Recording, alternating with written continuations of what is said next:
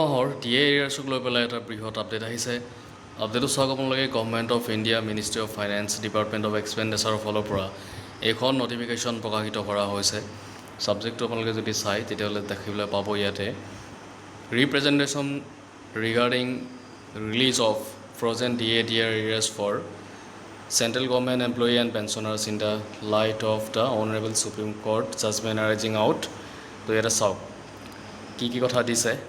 DA লৈ পেলাই হয় এইটো, যিখিনি ফ্ৰিজ কৰি ৰখা হৈছিলে 18 মাহৰ DA, আৰু ফ্ৰিজ কৰি ৰখা 18 মাহৰ DA লৈ পেলাই বা DRক লৈ পেলাই প্ৰতিজন কৰ্মচাৰী, প্ৰতিজন পেঞ্চনৰ কাৰণে অনাৰেবল সুপ্ৰিম কোৰ্টৰ জাজমেণ্টৰ ফালৰ পৰা কি কথা ইয়াতে আছে, মই গোটেইখিনি কথা ইয়াতে চাবলৈ চেষ্টা কৰিছোঁ।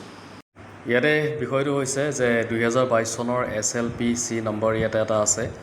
মাননীয় উচ্চতম ন্যায়ালয়ৰ ৰায়ৰ পোহৰত কেন্দ্ৰীয় চৰকাৰৰ কৰ্মচাৰী আৰু পেঞ্চনভোগীসকলৰ স্থগিত DA আৰু বকেয়া এৰিয়াৰ্ছ মুকলি কৰাৰ সন্দৰ্ভত দাখিল কৰা আবেদন।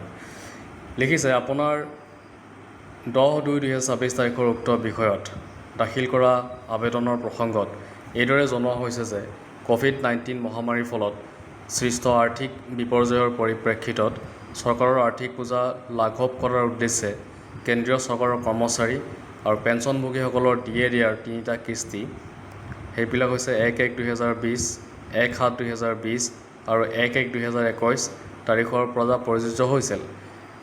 স্থগিত কৰাৰ সিদ্ধান্ত লোৱা হৈছিল।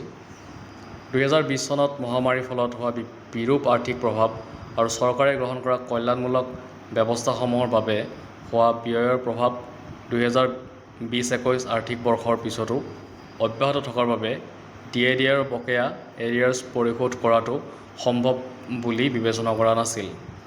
তো দেখিবলৈ পালে আপোনালোকে যে ইয়াতে গভৰ্ণমেণ্টৰ ফালৰ পৰা যিটো 18 মান্থৰ DA এৰিয়াৰ্ছৰ কথাখিনি আছিলে, আৰু সেইখিনি ফ্ৰিজ কৰি ৰখা হৈছিলে আৰ্থিক দুৰৱস্থাৰ কাৰণে, আৰু সেই আৰ্থিক অৱস্থাটো তাৰ পিছৰ পৰ্যায়তো মহামাৰী শেষ হোৱাৰ পিছতো আৰ্থিক বিপৰ্যয় চলি আছিলে, সেইখিনি কথা ইয়াতে কৈছে। কিন্তু ইয়াতে 18 মাহৰ DA দিব নেকি সেইখিনি কথা কিন্তু ইয়াতে কোনো ধৰণৰ আমি কথা দেখিবলৈ পোৱা নাই।